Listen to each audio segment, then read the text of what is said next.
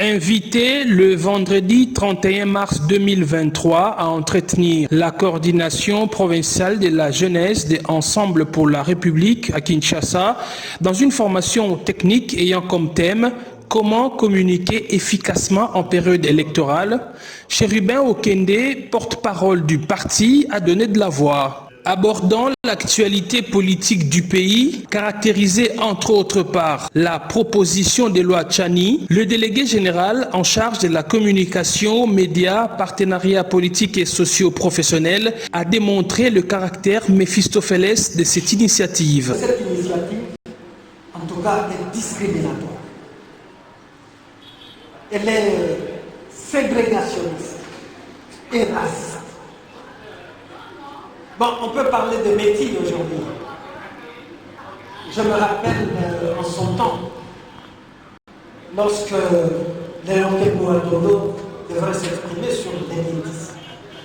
Il dit, est-ce que le péché devra être simplement le métier de couleur blanche ou par la couleur de la peau? Le métier, il n'y a-t-il pas de métier noir? La réponse est que si, il y a aussi des métiers noirs.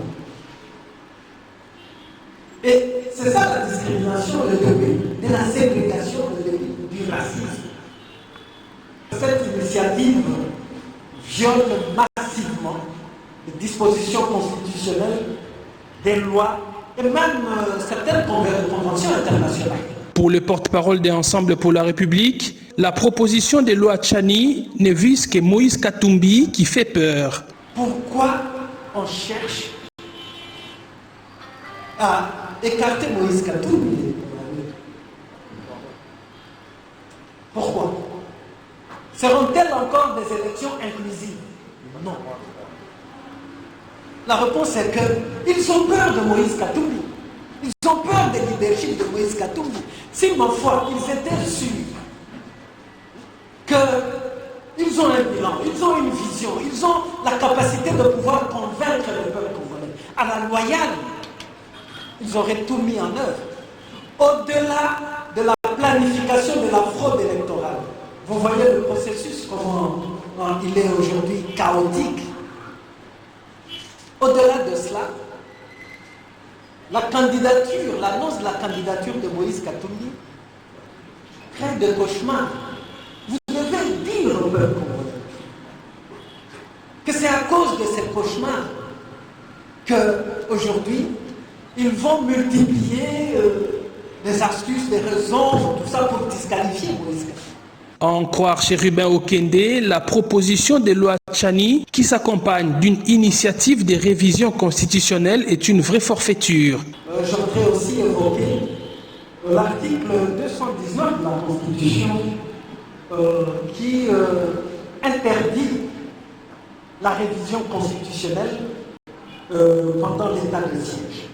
Interdit. Et sa recevabilité, cette initiative, pendant l'état de siège. Donc, cache l'enjeu, la stratégie qu'il y a. Il y a une main noire qui pousse pour avoir peur, montrer qu'ils ont peur de Moïse Katumbi. Et vous risquez de voir, pendant que les mêmes conditions qui ont prévalu à l'instauration de l'état de siège ne sont pas encore levées, on risquera de vous dire, juste pour des besoins électoralistes, et faire le forcing pour l'adoption de cette loi, que non, c'est fini, on a levé l'état de siège, ça n'existe plus et tout, parce que là, la tentative, c'est d'arriver à la révision constitutionnelle pour essayer d'adapter les dispositions de la Constitution à leur forfaiture. Vous devez ouvrir l'œil. Et l'opinion, les Congolais doivent ouvrir l'œil. Cette formation technique des jeunes a connu aussi comme deuxième orateur Michael Tchibangou, conseiller de Moïse Katumbi en charge des nouvelles technologies de l'information et de la communication et numérique.